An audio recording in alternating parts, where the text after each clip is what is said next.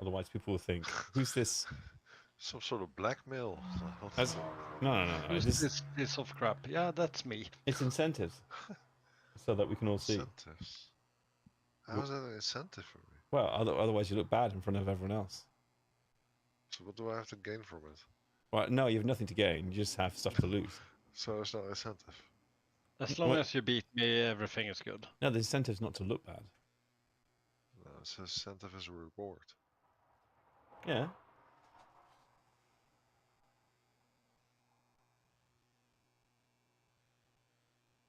Well, I swear I had some If I need food. a beer, get the fuck out of here. Get the fuck out of here, you faggot. Wow. Oh, sorry. That's just been streamed. Wow.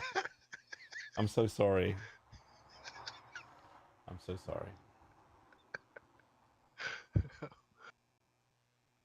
can't believe you just said that. I even have that.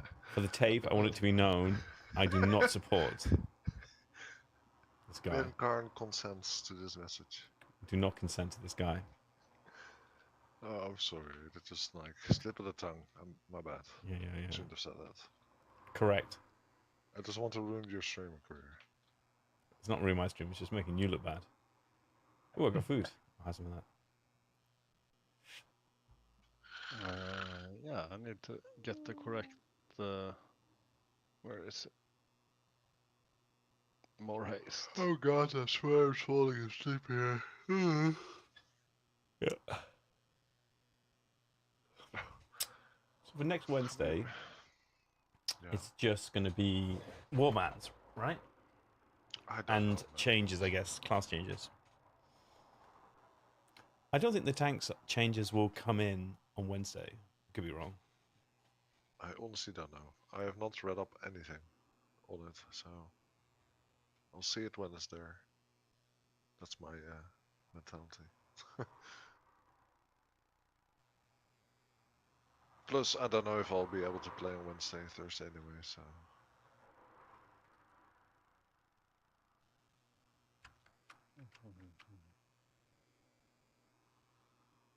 Okay. He's still getting his beer, presumably. Oh my fucking god. Can someone wake him up? What have you done? It sounds like you've just eaten your microphone.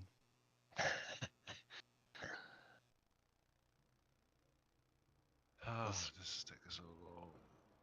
As long as I beat the healer, I'm gonna be happy. Well, it should be healer now. Uh, We're missing something. I'm not gonna leave any promises. I think this is more or less the first. Plus, I do has DPS. Wow. You need to kill this guy's key. Don't worry, I'll carry for everybody. Yeah, I know. Oh. I Let it be did known- give the healer 3% extra damage, so should be good. Let it be known, Glenn knew before we started this that this key will be depleted.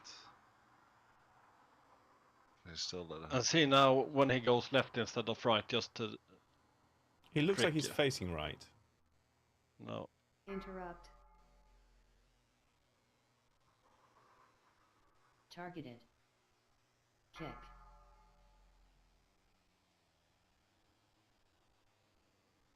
Oh, this is ludicrous because it's too small a pool.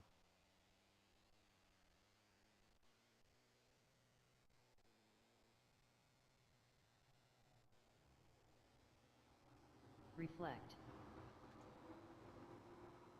Interrupt. Kick. Ah, but I missed that one.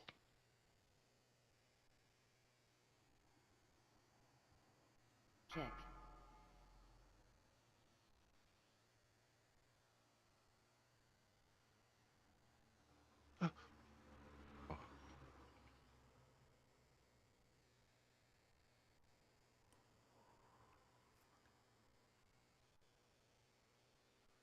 Tyrannical's not fun. They're dying way too fast. yeah. Reflect. Wait, where's he going? He's going to the other pack. Interrupt. That's not the best play, honestly. Interrupt. Kick. Interrupt. I can't do anything to this one. No, it's retarded to do that.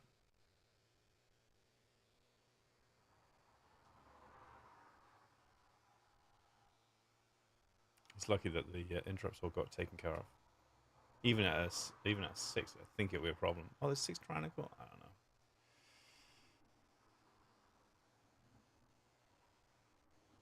Like, but here, he's not going to go chain into this one. Interrupt. Kick. You know what I mean? It's like, Oh shit. Interrupt. Fuck, I got melee. Reflect. Kick.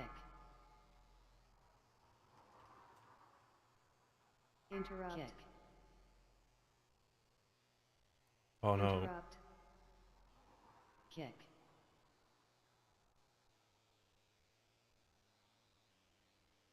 I played super bad. But I didn't know, like, Kick. I didn't know he was going to double pull this. Reflect.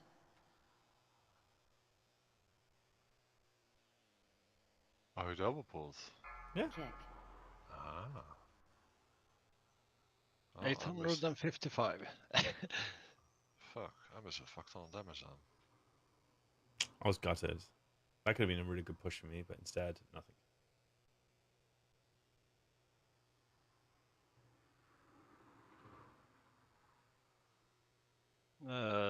Yeah. Going. Gonna let him bloodlust when he wants.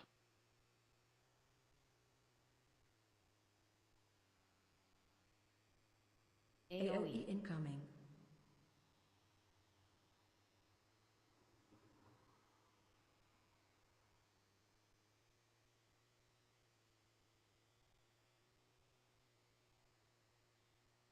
Run out. Are you be fucking kidding me? Just as I've just blown all my Watch your cooldowns. step. Move. Yep, that sucks. That's not nice. AOE incoming. 3, 2, 1.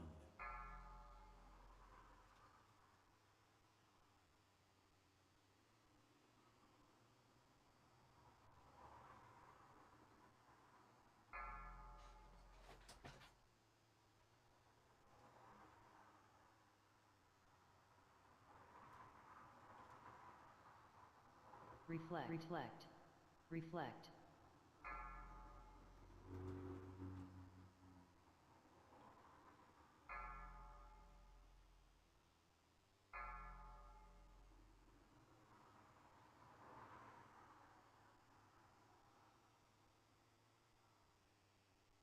Three, two, AOE one. incoming.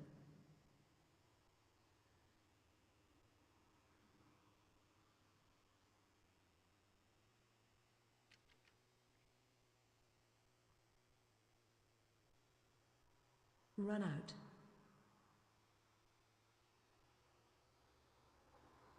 Watch your step. Move.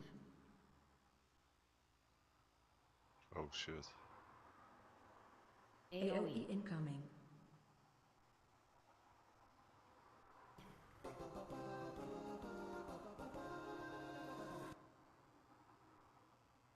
Oh, you beat me, you bastard. Yeah.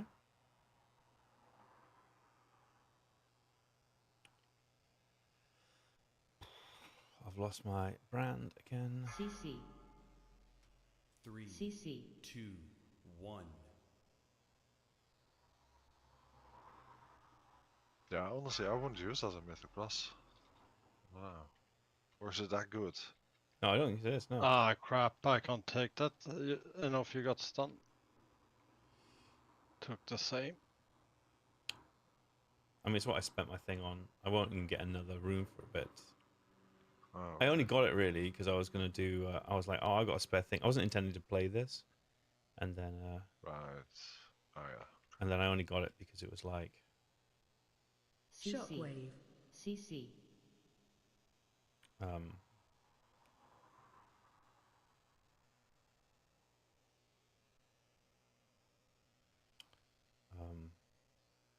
yeah, I was doing just for trying to get the Mythic Farak thing. And so it was recommending using Signet just so people would take me. Because I only had tank trinkets.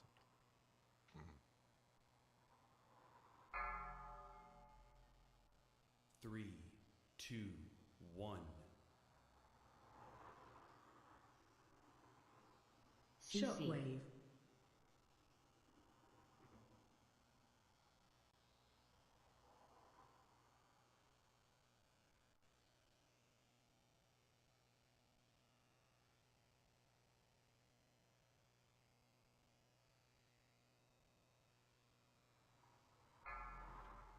What?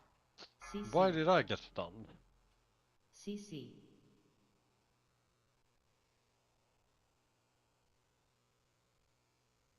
CC.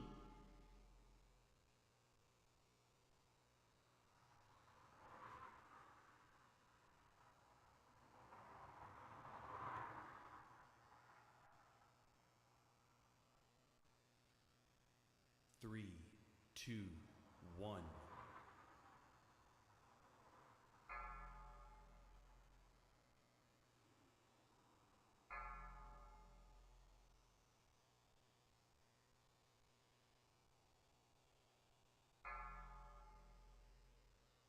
Kick. Interrupt.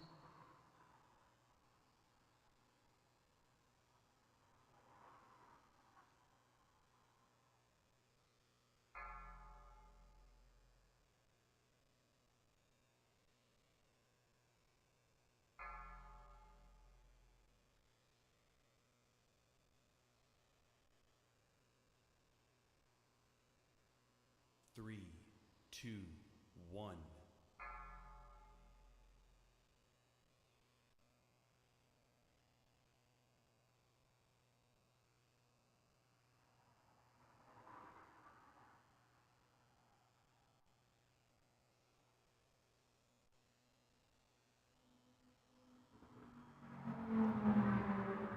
AOE incoming. Watch your step.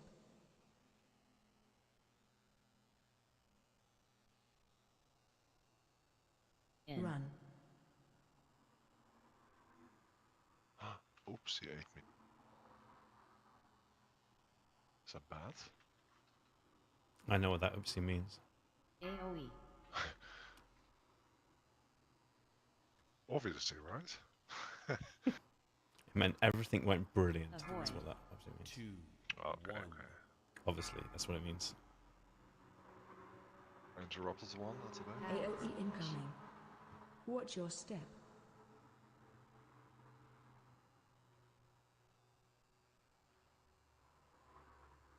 AOE.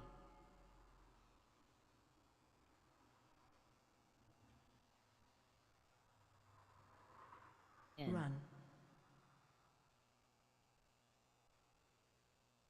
It's fun that the frogs are dying before the smack. Someone must too be much farming damage the for them. damage. Avoid. Aren't you doing single target over here? 3, Yeah? 2, 1. AOE incoming. Can cleave Watch pretty your well. step.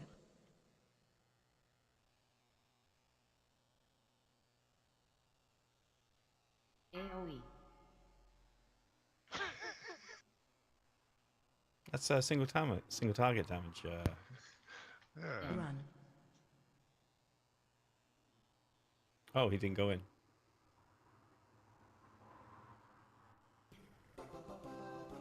I wonder why I had 38% of my damage from a pyre. You know who did more That's- damage to the boss? Loja. Not me. Oh my god, he just waited long enough for me to lose my 3, brand. 2, Oh, 1. nice. CC. Like, why? AOE. 2, Guy. 1. Okay, well, this is AOE not. incoming. I don't think he's got. I don't think he's able to CC. cope with this. Breath incoming. 3, CC. 2, Um, 1. Kick. Interrupt. Ah! First nerd down. I repeat, first nerd down. CC. CC. Breath incoming. Breath incoming. Yeah, I CC. did like a hell of a lot more damage. So when you were saying to us, aren't you doing single target damage? You actually were doing a metric ton more. AOE. The cheat. I'm Breath incoming. more or less just using that ability when it's stacked up. Uh huh. and that's kind of all the time. I mean, honestly, 'cause I was like, oh, I don't think so, but I guess I'm a bit okay. Fair enough. I'll try and focus. But actually, the whole time you were just farming it, farming it, farming it. 2. Come on, I need to get good logs here. AoE. That is never going to happen. CC. No, not the chance. I do way too little damage for my level, so. CC.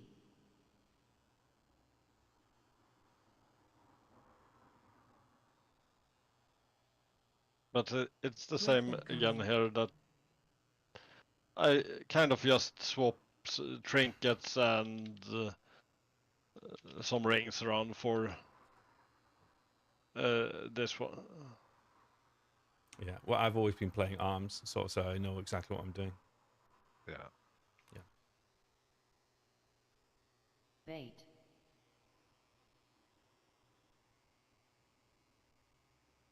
Dodge.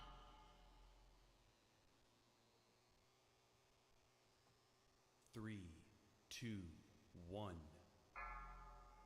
Hide. Find shelter.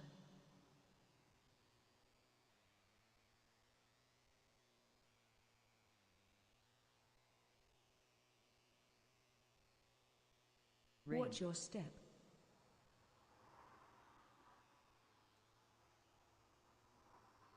Bait.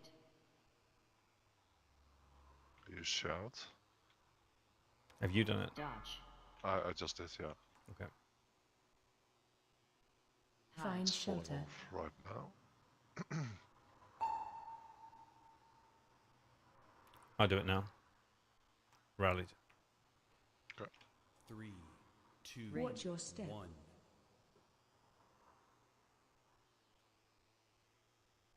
That was quite cool. Both of us like coming in, surging from different directions. Honestly, charge is so Bait. used for that. You just press it. It's a Don't very have to worry about satisfying loading. ability to press, that's for Dodge. sure.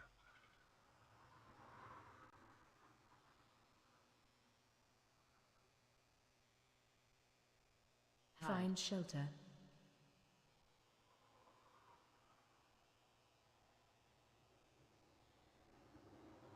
Three, two, one. Ring. Watch your step.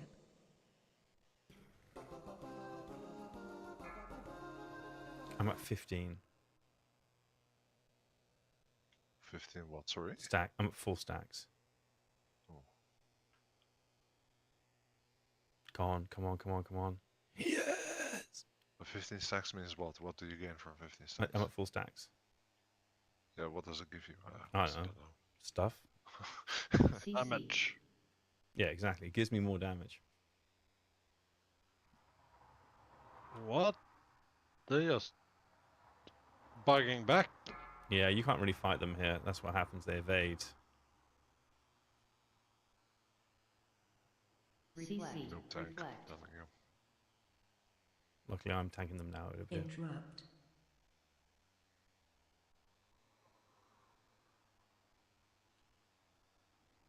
Three. I've actually got massive Two, cooldown. I one. was sitting and waiting on it. I was assuming, like, this is the guy who triple pulled earlier, and now he's okay. What is this guy up to? 2. 1. AoE. CC. Breath incoming. Oh no! Kick. Oh. CC. Javaro. Or he just pointed it at you. No, no, I pulled aggro. Breath Like this guy's incoming. clueless. Yeah. Like he did a tiny pull, and then decided to pull. Yeah. And can't And he actually. didn't even pull everything.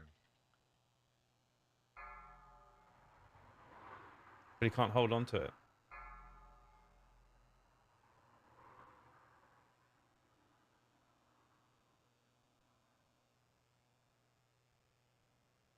That's sad, man. Come on.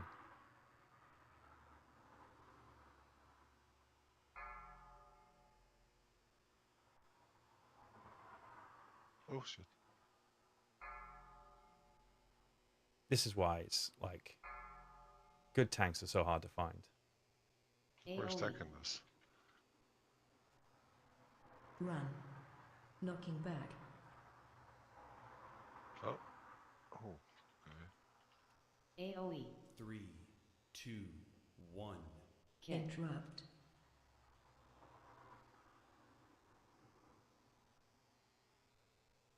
AoE.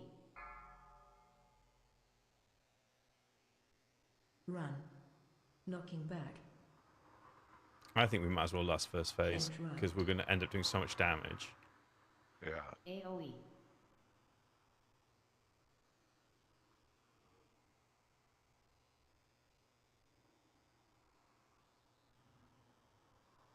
Thing so, he's actually geared, so I don't know why he struggles with holding threat. 3, 2, 1.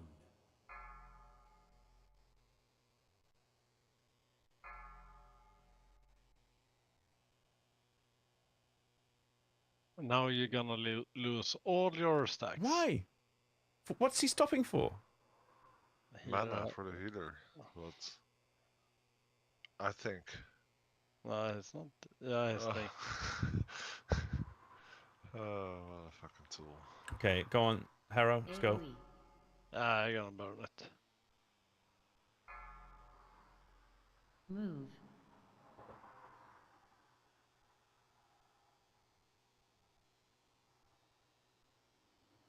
Reflect.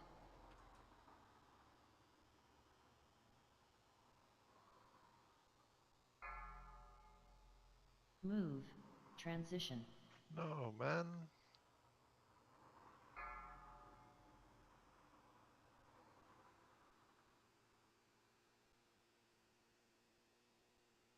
Three, two, one.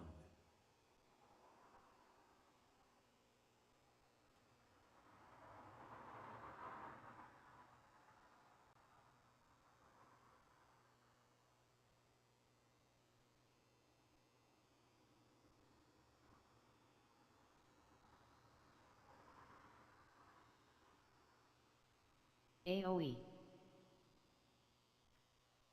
AoE. Oh, jeez, we have two here.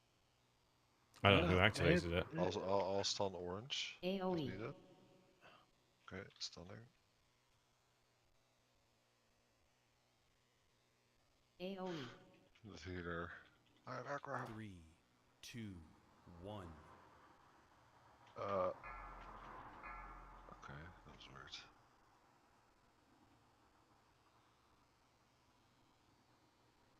AoE.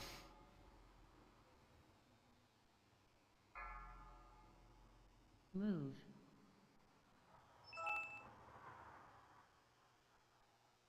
Reflect. Reflect. He's not in range. Kill him! Yes! Move.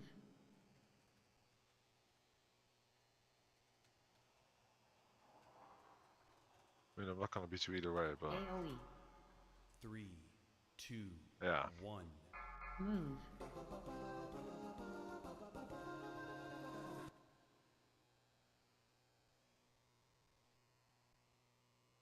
I don't know if you saw how long I had it for. I had it for like about about 10 seconds. Yeah, you had it for very long, I did see that. It's not like, oh, he slipped out. Like, he's not noticing, is he? He's not observing what's happening.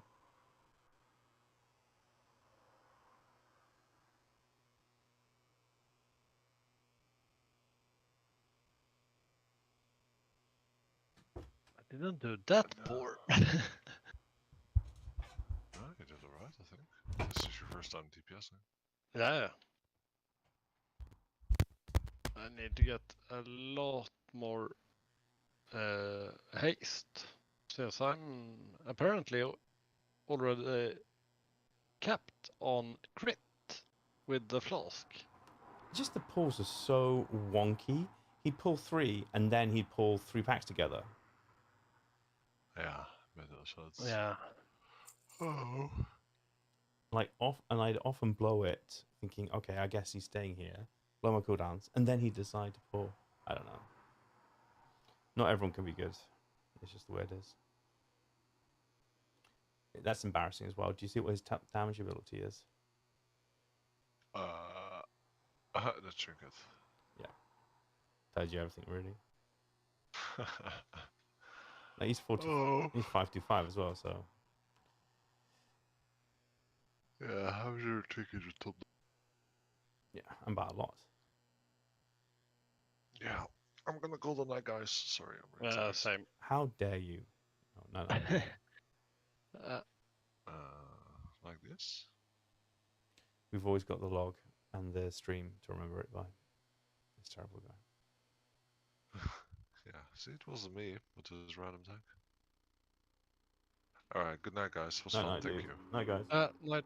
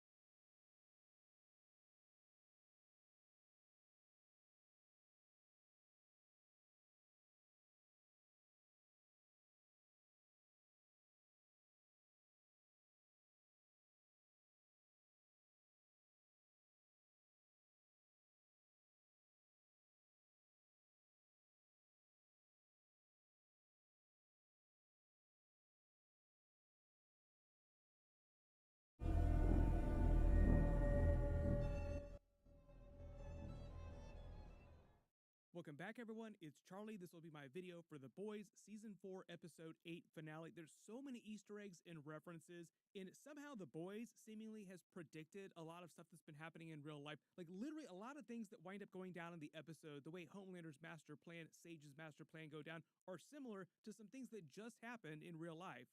And they wrote this whole season of television years ago, long before any of this stuff came to pass. So they've been weirdly prescient. It's kind of like the joke that The Simpsons always predict the future, because a lot of jokes on the show, especially in earlier seasons, like the middle seasons, many, many years ago, have predicted things that have actually come to pass in present day. And as real as things have gotten on the show, there's actually a lot of comic book references and Easter eggs, so we'll break it all down. If you're brand new to the channel, be sure to subscribe to get all the episodes. I know everybody's going to be asking about Jensen Ackles coming back as Soldier Boy during Season 5 because of that end credit scene tag with Homelander pulling him out of his cryo prison. We already have a ton of supernatural actors that are on the show playing characters or who have guest starred in previous seasons. Jared Padalecki is also supposed to come on during Season 5 and play a new character. They haven't said who he's playing, but I'll talk about that at the end of the video. But they are doing all the things, like Supernatural is slowly taking over The Boys TV show. We will see if he winds up getting any scenes with Jensen Ackles' Soldier Boy. The actual episode title was Assassination Run, a reference to issue 62 of the comics, which was essentially the beginning of the end of the Boys comic book, like the last major story arc, because this is like the lead up to the last big season of the Boys. Season 5 will be the final season. And a lot of things that happen in that comic book issue are things that they set up in this episode. But the way the showrunner explained it, he's not going to end the show the way that they ended the comic book. So if you have not read the end of the comic book, you don't need to worry about spoilers or anything like that from people that have read the comic book. It's going to be completely different. But I think there were a couple moments in this episode where they foreshadow some big twists, particularly with Ryan versus Homelander. But essentially in that final comic book arc that they borrowed the title from for this episode is Homelander enacting the plan to take over the government, basically telling all superheroes that it's time to take over. Time to make America super again. And most of all, we will make America super again. Speaking of that slogan that Firecracker goes out on at the end of the episode, it's meant to be a parody of Trump's Make America Great Again. Talk about real life being stranger than fiction and The Boys getting too real, like getting too prescient, calling the future. In real life, we literally just had a failed assassination attempt on Trump while he was on the campaign trail. There have been a lot of things that The Boys TV show has been parodying from real life, but it's been kind of an arm's length thing with them just referencing real life speeches from different figures in and around the government. Now it's almost like they're beat for beat borrowing plot points from real life. But remember, like I said, they wrote the episode a couple years ago. They had no idea that this was going to happen. Now it's time to ask all The Boys writers on Twitter what the winning lot.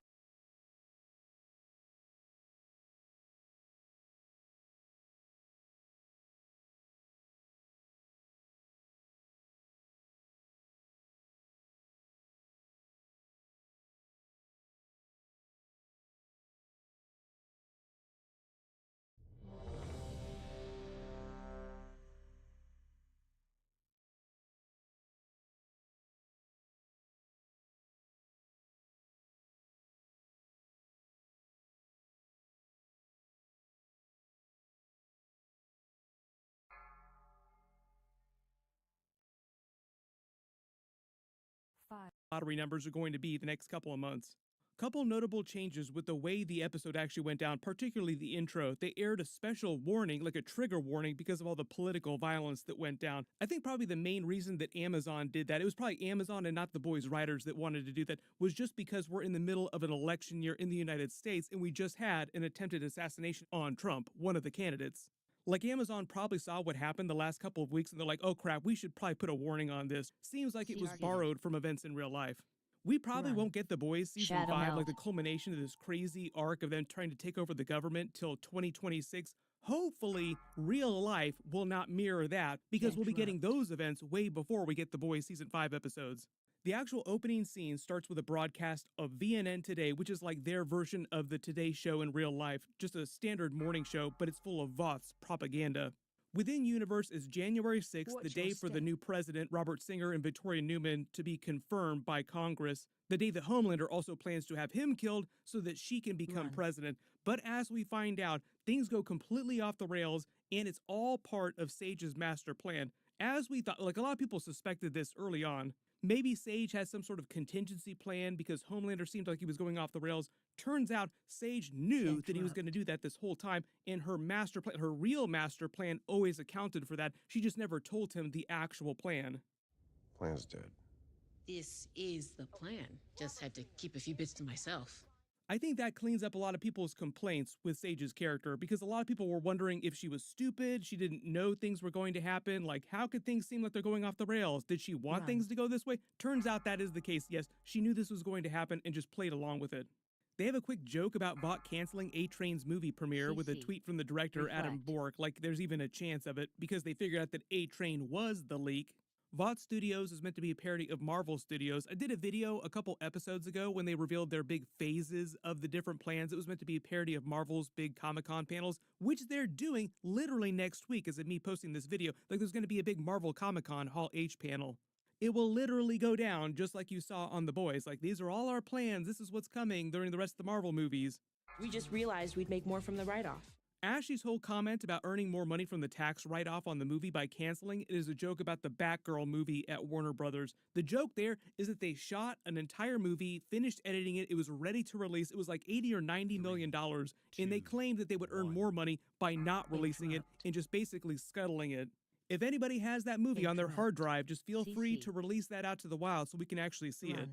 Vought does an Reflect. All Lives Matter commercial with all the superheroes. It's meant to be a parody of Black Lives Matter. Within Universe, they also had the Soup Lives Matter jokes in previous seasons. I think they did that earlier this season as well, too, which is Targeted. also meant to be a parody of Watch Black your Lives step. Matter. Kick. It's one of the many examples of Vought trying to show how inclusive it is while also being super racist at the same time. Frenchie starts to finish the Compound V virus. Mother's Milk has Huey trying to hack the FBSA database, the superhero governmental agency he worked at with Victoria Newman. Shifter Annie, as they're calling her, Shapeshifter Annie, tries to distract him from 3, completing his mission so that she 2, can also get rid of the 1. rest of his files, convincing him to get married and also explaining a little bit more about how her powers work.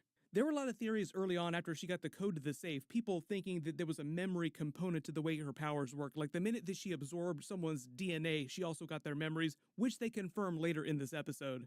They get it on again. Poor Huey. He's been abused Run. so much of this series between Tech Knight, Ashley, Shadow and everything Mel. that's going on with Watch Shifter yourself. Annie. Shadow Mel. Apparently, it went on for a CC. while too. She was gone for 10 days, she says, and they got it on over 20 times with a whole lot Reflect. of butt stuff. There's a lot of Can't butt stuff interrupt. jokes during the episode. She says 2 fingers trying to level up, and keep in mind she makes a pegging joke later, meaning that he was the one on the receiving end of all that butt stuff. Part of the joke of Huey's 3, character is that he just gets 2, so put upon, like so 1. many bad things happen to him every single season. There's also a really cool moment that they show you that this is Shifter Annie without telling you by dropping the music when she drops the facade after he walks away. Then when he walks back in, she picks the facade back up and the music picks back up. Just a clever way of reminding you who she is. Then we also find out that there's a time-based component to her power, like the skin that she has starts to shed a little bit. She has to go recharge, essentially, by touching the original Annie. Then Butcher's sentient tumor tells him the truth about what happened with Ezekiel, that it was him, basically Venom-based powers, which we see later in the episode, and makes a deal with him, basically says that he'll help him if he agrees with the tumor's plan to kill all superheroes. Here's the thing, if you were confused why Butcher's sentient CC. tumor was so angry and wanted to kill all superheroes, it's because it's sort of like the CC. amalgamation of all Butcher's negative emotions. 3, It's cancer 2, that grew from Butcher's 1. brain, so it has all of his negative emotions and memories and thoughts. So it's kind of like all the worst Interrupt. parts of Butcher given physical form in Venom powers. Mallory then comes to visit, sort of setting up their plot later in the episode, revealing that she's the one that's paying all Butcher's medical bills, and the medical facility he's in is sort of like a CIA bunker. She's been helping him in exchange for his work to save Ryan from Homelander. She only really cares about Ryan. She's just helping Butcher to that end. Speak of the devil, then, we see Homelander opening his special trophy case again with all the precious things from people that he's either killed or been obsessed with or done both to. The original Black Noir's sword, Stormfront's picture from World War II Germany, the milk bottle from Madeline Stillwell. There's a lot of milk stuff later in the 3, episode, too. We'll get to that. 2, Can't have the 1. season finale without a whole bunch of milk jokes.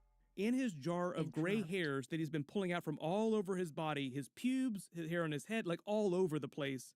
The reason why this has been such a big storyline for him, like the way they're actually focusing on this, yes, it's very funny, but it's also meant to be a reminder to him that he's not Run. as invincible as he thinks he is. Like, he can't fight entropy. He is getting older. Even though all the compound V in his veins Interrupt. extends his life a lot, like he'll live for a long time, theoretically, even if nobody were able to kill him, he would still eventually die of old age. On The Boys, their powers work a little bit differently than the powers on Invincible with the Viltrumites. So for instance, Right. Viltrumites just get more powerful the older they get. Like they just keep going on and on and on.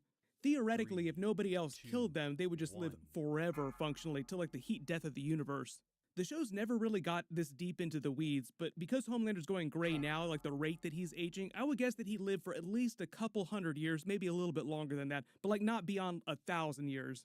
Then he finds Butcher's old picture of him and Becca from before they met him and turned into the Butcher that you know from the series, which drives him mad, throws a huge tantrum, Right. destroying his apartment, which I'm sure he's done many times in the past.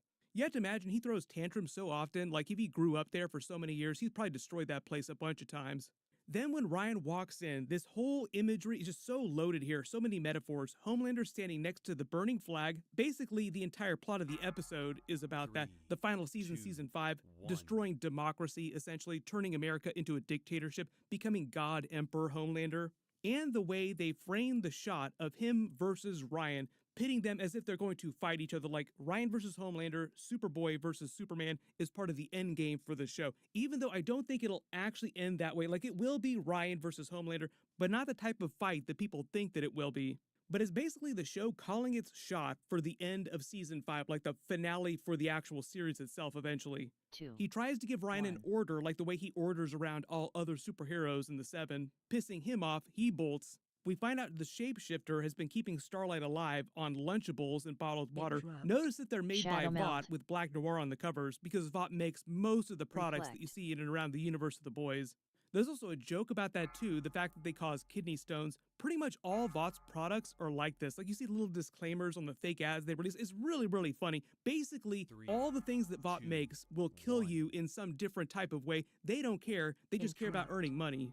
Then there's this whole tirade between Shifter Starlight and the real Starlight about how she thinks that everybody does all these terrible things and will bend over backwards, do these mental gymnastics to justify what they do, Attack thinking that they're Totem. the heroes of their own stories, which is basically true for Target you. everybody on the show. Not just Homelander or the more overtly evil characters, but everybody, like all the boys, Butcher's character, even all the regular people without superhero powers. 3. We get a little of her 2. backstory too. She 1. reveals the Reflect. first time she used her power, she shifted into her Reflect. preschool teacher. That's because the vast majority of superheroes get dosed with Compound V when they're very, very young children. So essentially, she would have been given the Compound V around that time, which is why her power just manifested when she was in preschool. But a lot of her speech is meant to parallel for the plot of the episode with Homelander's master plan taking over the government and all the people that are in league with Homelander justifying their actions. She references all the terrible things that Starlight did when she was younger against Firecracker on the pageant circuit. She references the events of season 1 when she sucked off the deep, sort of setting off this whole Starlighter movement thing that's been going on through present day. This is also meant to explain Starlight's messed up powers. She's got a very Tobey Maguire Spider-Man 2 kind of problem where she can't access her powers, but it's more of a mental block. She's got herself a bit of a web block. R.I.P. Webweaver, again.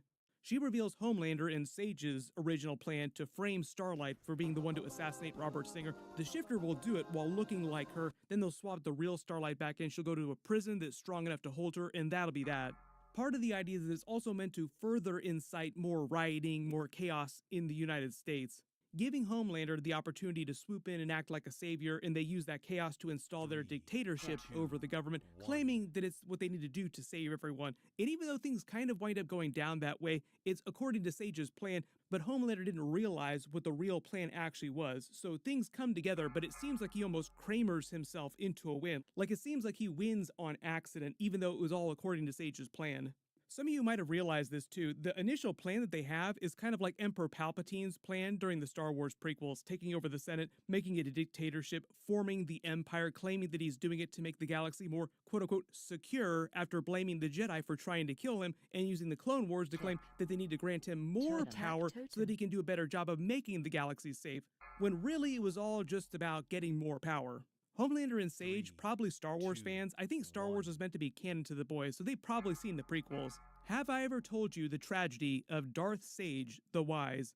Huey and Butcher have that funny conversation about the topless steakhouse restaurant that he saw in Nevada that he spoke to Lenny about that they were going to visit before Lenny died.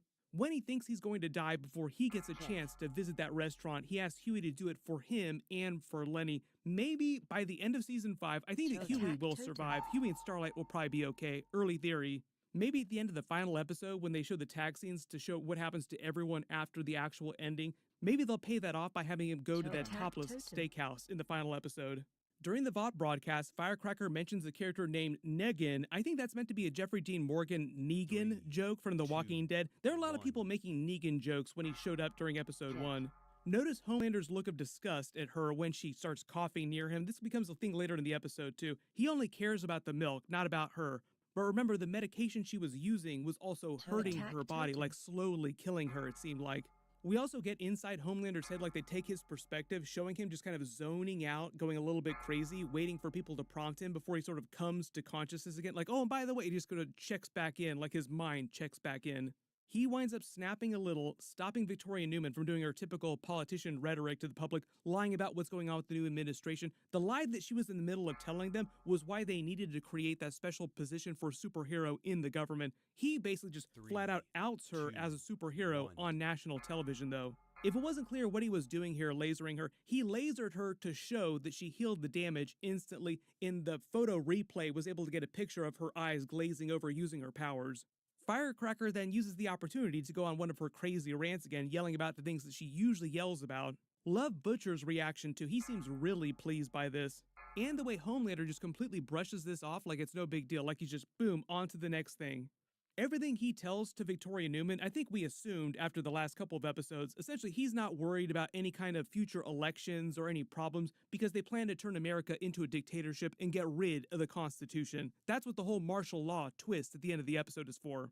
Like I said, it's a little bit like Revenge of the Sith, where throughout the movie, Palpatine just continues passing new laws, granting him more and more power as things go along, until there essentially is no law but what he says.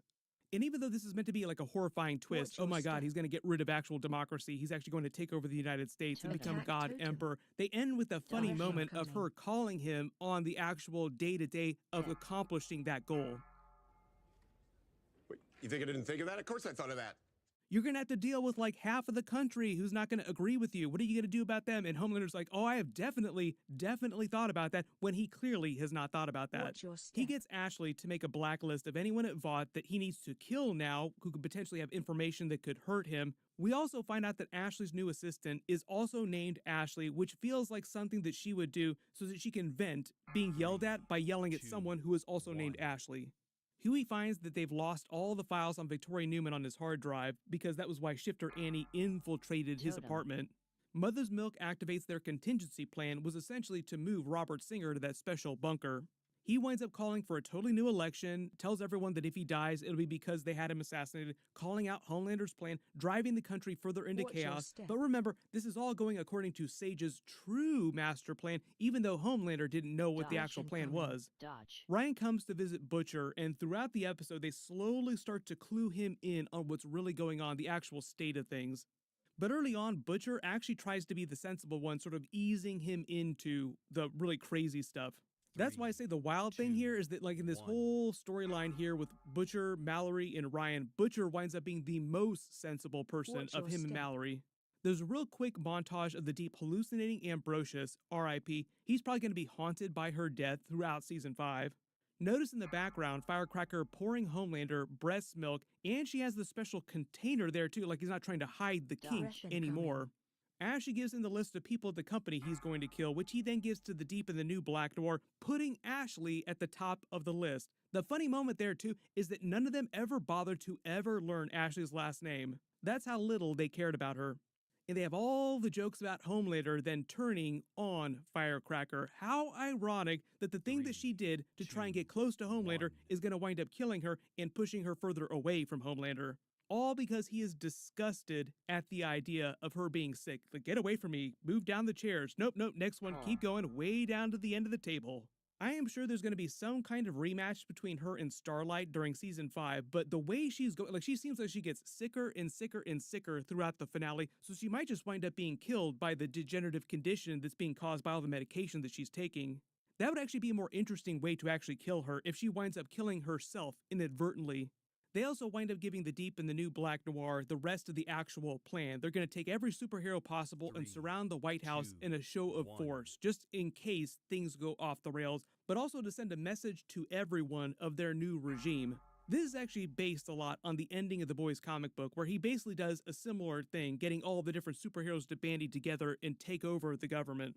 Ashley then panics, thinking that she's about to die, taking some of Homelander's stash of the permanent compound V, which causes her brain to start growing in her head. It looks like what's happening here, like her brain is shifting around inside her head. She's already lost her hair, though, if it wasn't clear. She's been wearing that wig for a long time. So now the question is going to be, what are Ashley's new powers going to be? Because if she was going to die, I think they would have just had her explode on the spot there. And because she didn't, I think that means that she will get some kind of compound V powers. But because Ashley is such a darkly comedic character, like you're meant to clown her so much, whatever powers she does wind up getting will probably be some twist on that.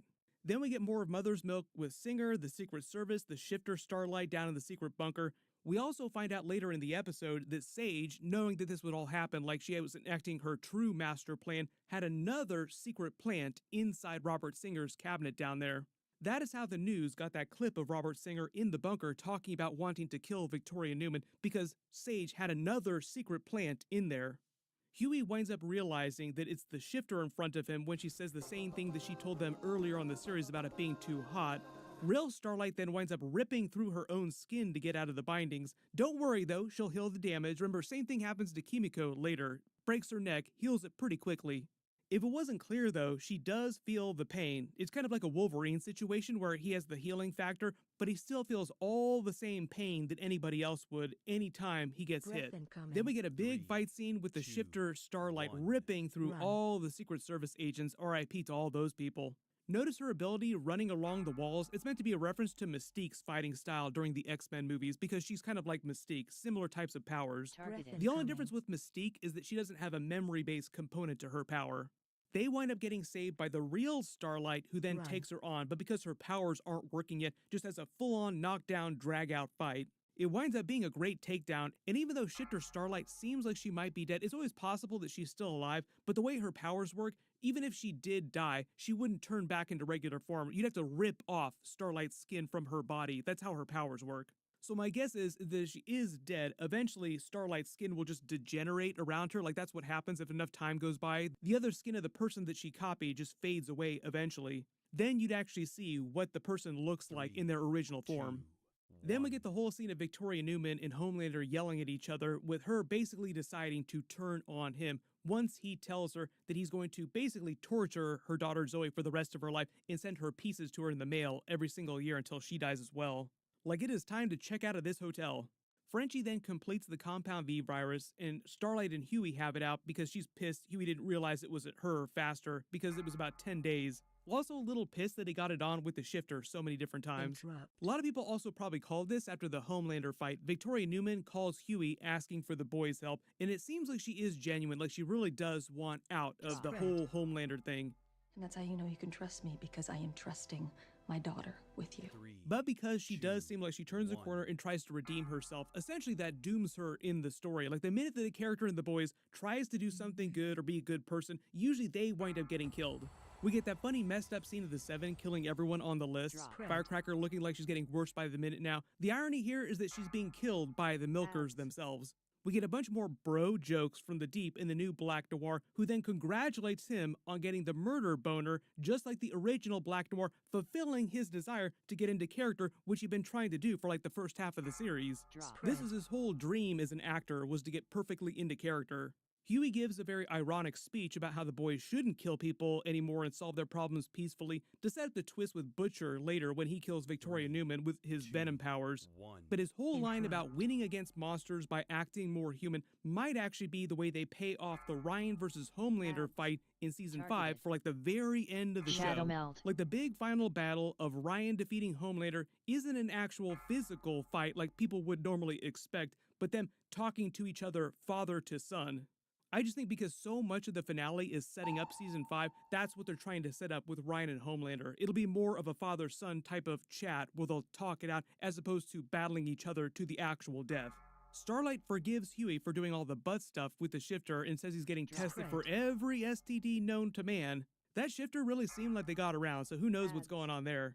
This is actually a pretty big moment. Kimiko and Frenchie kiss, finally becoming an actual couple. I think so many people, myself included, assumed that they were a couple a long time before this in earlier seasons. But apparently, according to the showrunner, that was not the case. This is also more of her redemption arc and slowly becoming more humanized again, metaphorically getting past her trauma, her PTSD, eventually speaking by the end of the episode out loud. Back at the CIA bunker, Ryan then uses his super hearing to listen to Butcher and Mallory talking about what's really happening with the failed attempt on Singer, the Compound V weapon they plan to use, and their plans for Ryan, prompting them to start telling him the truth about Homelander, about all the craziest, most messed up WTF things that he's done, including assaulting Becca, his mother, leading to his birth. No big surprise that he is definitely not ready to get all this truth. Like, it is just too real for him. He cannot handle it.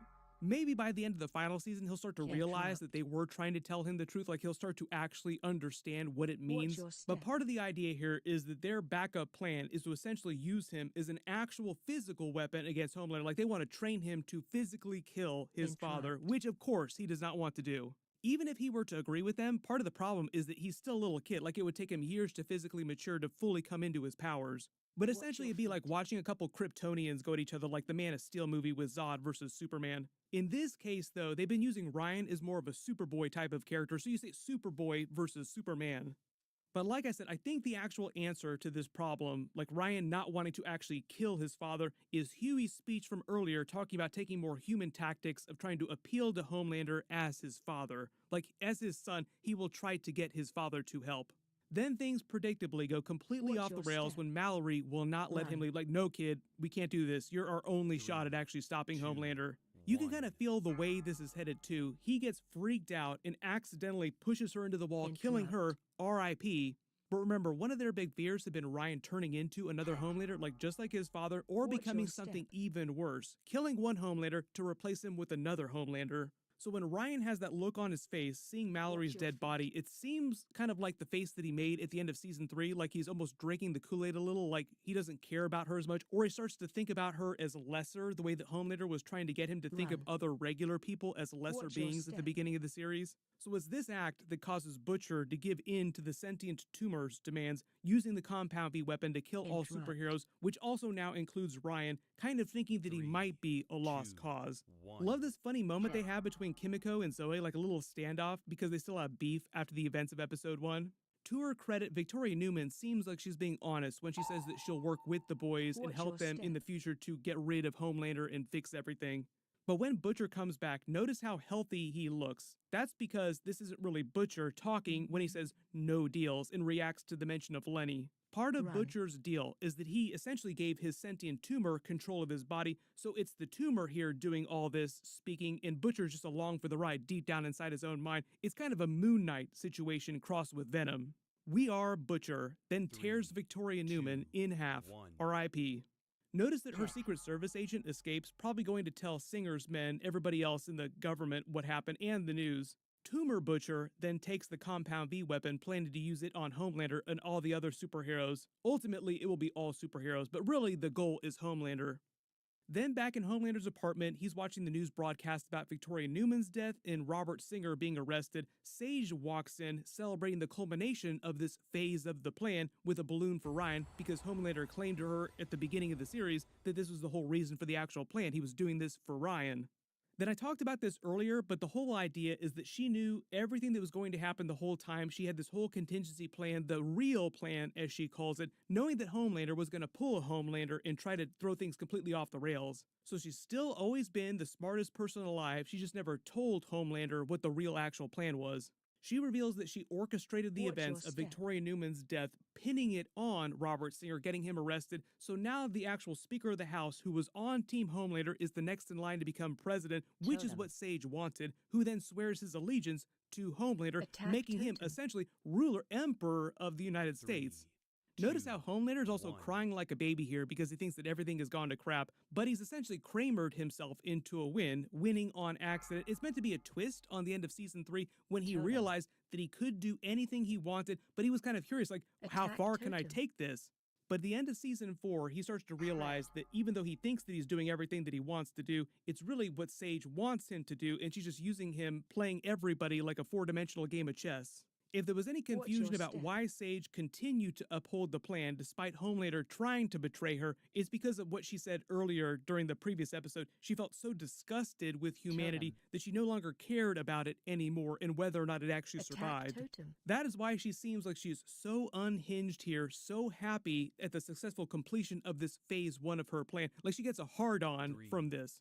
She also yoinks back her journal that she left there on purpose. She leaves telling him to Totem. buckle up for phase 2 of the plan. You could also think of that as a Marvel reference too, like Attack phase totem. 2, phase 3, Marvel phase 4. Buckle up for phase 2. Phase 2 of Sage's plan is essentially what you see at the end of the episode as it begins, the actual act of them taking over America, declaring martial law, and then rounding your up step? all the people that they want to get rid of and putting them in those special prisons of Teknites. Basically, the actual act of them turning America into a dictatorship. Throughout the end of the Totem. episode, they have a montage to all the different characters to show what happens to them. Heading into Attack season totem. 5, they play Nirvana's Heart-Shaped Box. Great song to go out on. The reason why it's important that this new president declares martial law is because it gives the military, the cops, superheroes carte blanche to do anything that they want. Notice how Homelander also Totem. cuts him off in the middle of his speech and just takes the podium from him because the Attack president is totem. meant to be a puppet to Homelander, like that's why he swore his allegiance Fred. to Homelander earlier. Now it's Homelander, essentially the one in charge of the United States, the emperor of the United States. Mother's Milk gives everybody fake passports to help them What's your escape the step? country in separate directions. Behind the scenes episode notes state that the fake names on the passports, even though they don't show them on screen, are based on real life rock stars. Like the boys are named after Led Totem. Zeppelin characters and the girls after a couple other girl rock stars. Mother's Milk Attack is John Totem. Bonham, Huey is Jimmy Page, Frenchie is Robert Plant, like I said, Led Zeppelin essentially, Starlights is Debbie Harry, and Kimiko is Joan Jett. Homelander starts calling out all the Starlighters, basically declaring open season on them. They start rounding everybody up. They do it mostly with the boys' characters, but this is also happening with a lot of other regular people too. Basically them going after everybody that does not support Homelander. Frenchie and Kimiko try to hop a shipping vessel. The actual name of the ship is based on Huey's hometown in the comics. We get another broadcast from Firecracker celebrating recent events. She starts shouting a bunch of stuff, the normal stuff she shouts about. When she says Make America Super Again, that's another reference to Make America Great Again, which I already talked about earlier in the video. The boys mirroring a lot of stuff that's happening in real life, weirdly. Zoe, ironically, winds up being sent to Red River Institute, the place where her mother grew up, the whole place she tried to escape from. Basically, all the terrible things that Victoria Newman ever did her entire life were to ultimately get as far away from that life as possible, and now her daughter's wound up in that life trapped, just like she was. My early theory about Zoe is that because Stan Edgar is still out there alive somewhere and he cared about Victoria Newman, he will try to rescue Zoe and Zoe will just live with him after the end of the series is done. Then Homelander's superheroes start pulling hits on all the boys all across the United States. This is meant to be the return of Sam and Kate from the Gen V show. They showed up earlier this season. This basically answers what Homelander's mission for them was going to be. It seems like they get Frenchie to turn himself over using Kate's power. Frenchie winding up back in prison, ironically. This causes Kimiko to cry out loud, completing her character arc like she hadn't spoken out loud since she was a little girl. Mother's Milk winds up being taken down in another ironic manner by Love Sausage, your who did the step? same thing during season 2, taking him down with the giant junk powers. Notice all the troops here in black have Vought logos. They're basically like Vought branded stormtroopers now. Then super deep cut, they reveal they brought back Cindy from season 2. Remember, there were so many questions about this after she just walked off into the distance and they never explained what happened to her character. Like, are they going to bring her back? She's super powerful. Well, they definitely brought her back. Starlight winds up escaping, so she and Butcher right now are like the boys' characters that are still on the loose and will probably try to help break everybody else out that gets thrown in prison. And we see Butcher driving into the distance with the Compound V weapon and the tumor, seemingly on his way to activate it. Then we get that big end credit scene tag with Homelander finding out that Soldier Boy is in that cryo prison and releasing him. Now, the way they play this, it's the new president that informed him that Soldier Boy was here, like he's just learning about it now. But remember, Sage knows everything that's going to happen, so Homelander releasing Soldier Boy is probably something that Sage wanted to happen. But essentially, Jensen Ackles coming back as Soldier Boy during season 5. Papa bless. Like I said earlier, the funny thing about this is that Jared Padalecki is supposed to guest star during season 5. No idea what character he's playing, but I'm sure there'll be all kinds of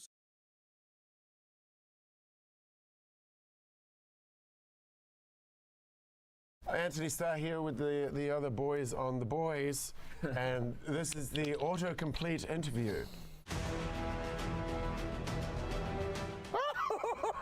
It's here. Yeah. This is wonderful. The Boys, new season. Yes, there is. Tell me about it. The Boys' new season. We're on season 4. Okay. Season 4, got June fourth one 13th. coming baby. up. June 13th. That's it? Be there or be square. All right. It's wild. Moving right along. Who from The Boys Is in Gen V. I make an appearance. I appeared by video in someone's funeral, which That's was right. very weird. Mother's Milk gets no love in Gen V. Yeah, I mean, Yet? Moving right along. Okay. Is the Boys diabolical canon? it mostly is, but then if it was strictly canon, we couldn't have it on air. A lot of what's in the graphic novel is a little too explicit. Yeah, it's true. But there is a lot of, But we're pushing it. yeah, you know, This season, there's a lot of pushing and a lot of pulling. there's a lot of. Watch your step. Yeah, thank you. Throw it there. Can we Throw it please away. do the next question? Here we go. What The Boys on? Amazon Prime Video, baby. Why the Boys is so good. Because the deep, and then that's Why The Boys is so good. Chase, would you like to take it? it. I said why the Boys is so good. The deep. Okay. The deep. You're gonna laugh We're gonna get canceled. and you're gonna get mad Never. and you're gonna cheer and you're gonna You might cry. and you're gonna throw up at least once per season. Why the Boys is so good. That's why it's so good. Watch it, find out. Duh. Does the Boys have powers? The Boys do not. No, but two girls in The Boys have powers. Kimiko, and now that Watch your Starlight step. has become a turncoat and abandoned any sense of loyalty, bit in the hand that feeds her, she has powers and she's Totem. in The Boys. The girls in The Boys have powers. Yes. There we go. But the boys and the boys don't. Okay, we covered that one. Does The Boys have post-credit scenes? We have like bonus footage. Do we? Yeah. I don't know. We got bonus footage. Is The Boys like the comics? Very much so. Obviously, the premise of the show, which is actually my favorite Attack totem. thing about the show, is it's flipping the superhero thing on its head, is a direct take from the graphic novel. I know that the people that write the comics like them to be called graphic novels. Right. Makes them feel more grown up. It's a very graphic novel. Is The Boys raunchy? No, the Boys You not. gotta watch it. There's no raunchiness in the Boys. Define raunchy. Yeah, it's raunchy with a purpose. Is The Boys satire? There's a lot of satirical elements to the show, but it is not a straight satire. A lot of it is. Okay, well, you take this one then, Jason. No, it is. It is. It is. No, there is. There is a lot, but there's a lot that's not. It's true. Does Chase Crawford Sing. happy birthday? No, I don't. Yeah, that's a clear no. It's a clear no. I'd pass on You've that. heard me sing. Have we? It's awful. Oh, that's mean. I'll on- sing. I'll on sing like yourself. Creed in karaoke or like Guns N' Roses. I'll try, but that's it. Creed. Yeah. Did you sing? Did you sing on the show? Oh, I did. It was scary. I did sing.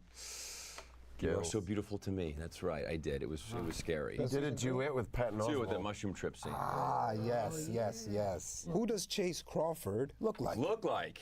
Most of the time I got Ian Somerhalder.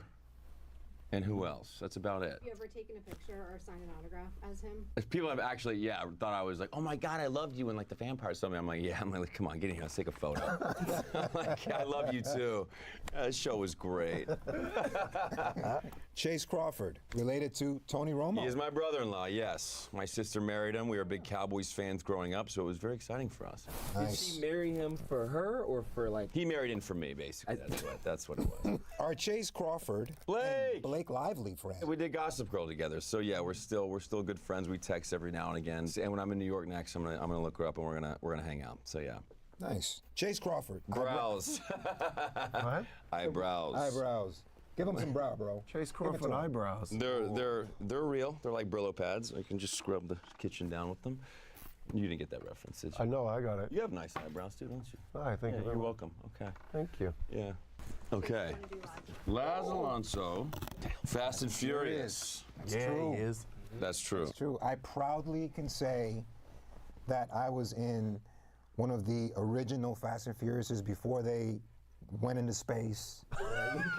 Or cars turning into submarines. Like, we were very grounded. Little over the top? in the one that we did, and I'm very proud of the work that we did together. Nice. How did Laz Alonso become famous? That bathroom scene. That's how Laz Alonso got getting whipped with the baby oil. So there was a bathroom scene very early in my career. What? Oh, we need to pull this up. Who's got my phone? I got my phone. You should Google it. Regina King. Laz Alonso oil. Yeah, exactly. That's the next one. Wait. That's here. Yeah. This is wonderful. That's a good one. Is Laz Alonso in a fraternity? In a fraternity. It's a good question. I'm actually not.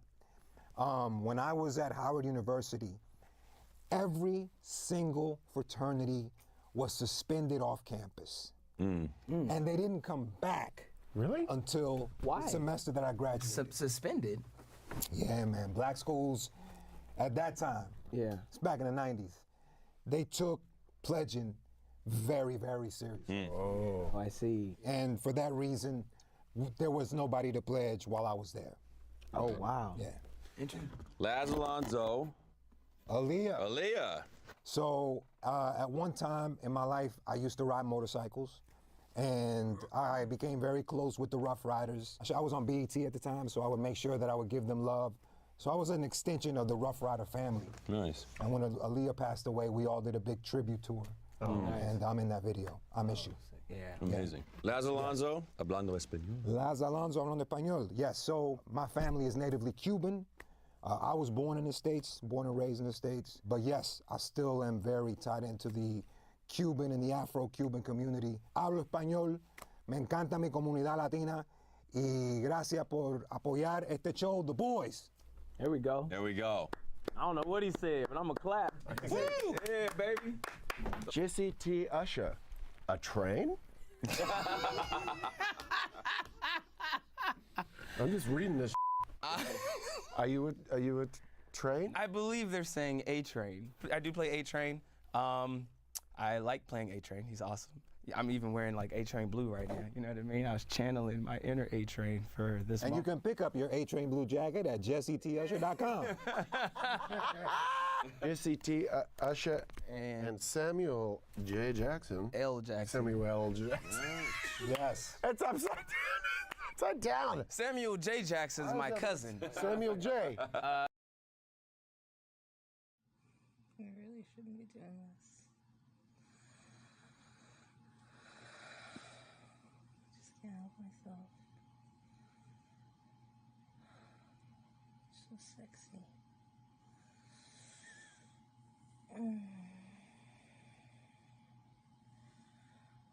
It's not like we're related by blood.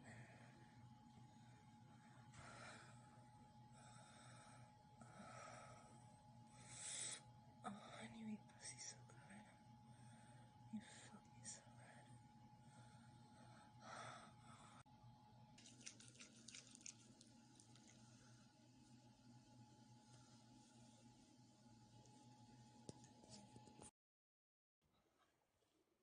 Baby. Oh my God. Come. I'm inside my pussy, baby. Oh, yeah. Yeah. Oh.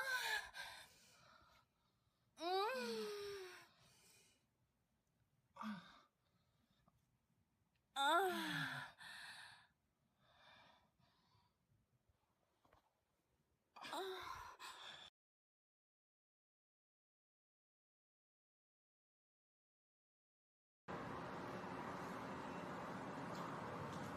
Really? Okay. Oh, wait.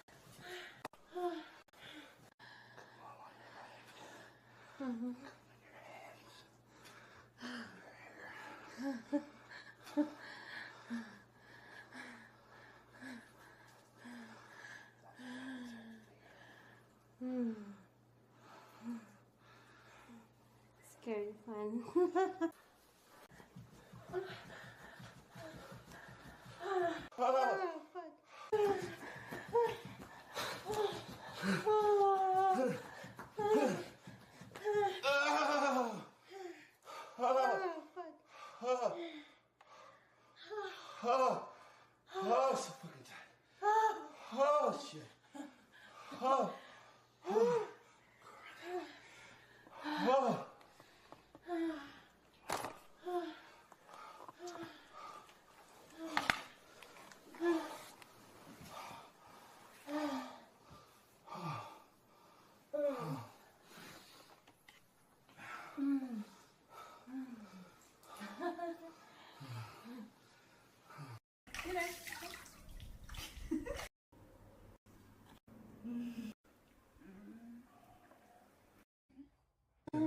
sit on my back.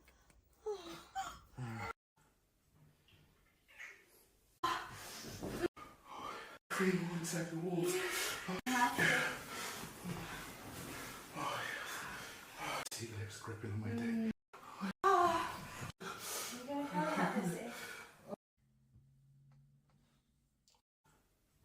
Oh yes.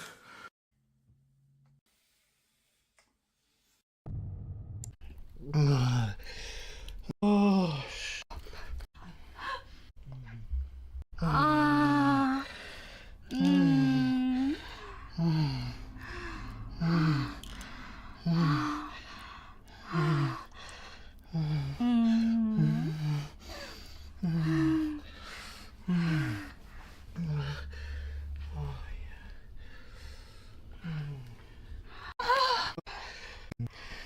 Oh shit.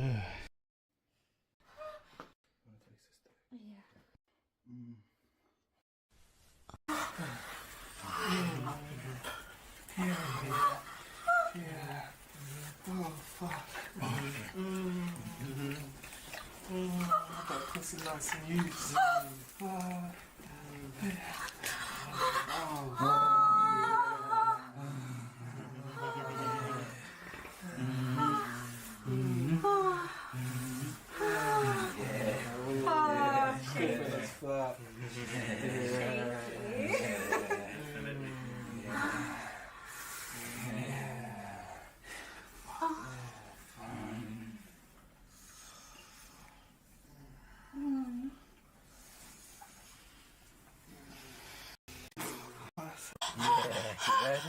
There we go.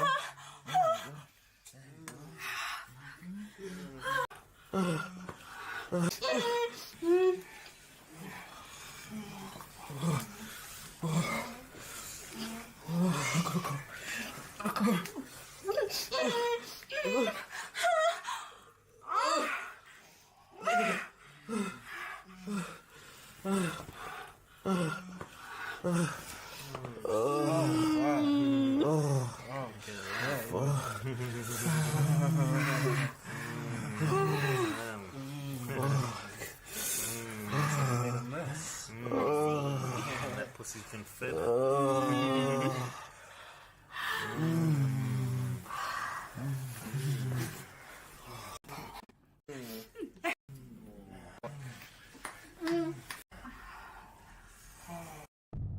Hey.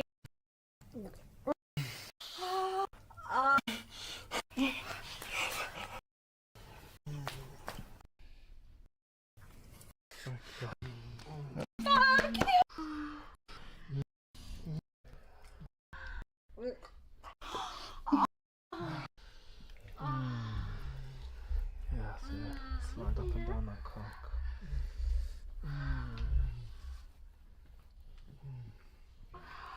Get to in there.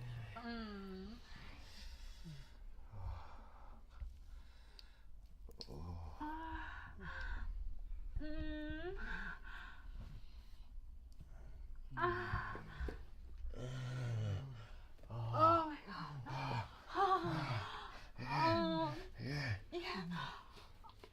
Oh, fuck. Oh,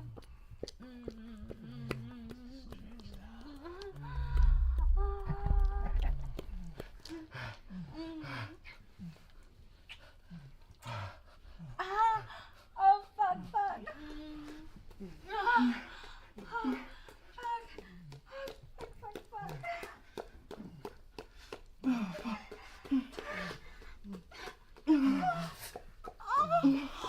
Oh, fuck. You guys are really stretching my pussy for my husband, aren't you? We should get another cock inside you. Put one in my mouth.